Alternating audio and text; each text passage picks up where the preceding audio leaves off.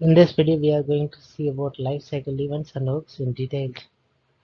On changes is the first one in the life cycle.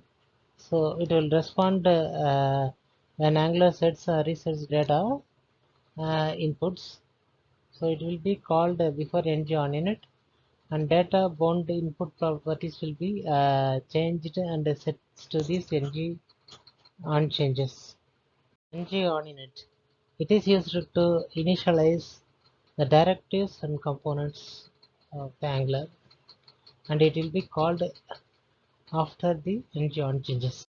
Ng on changes is done, and then ng on init, then it will come to ng2 check.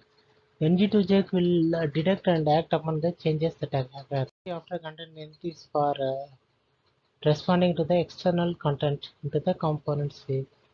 ng after content check is for checking the contents projected into the directives or components. After vgenerate is for the components view and child views response. After vcheck is for components views and child views. On destroy is for clean up and destroys the directives or components and unsubscribe with the observables and clean all these memory instances.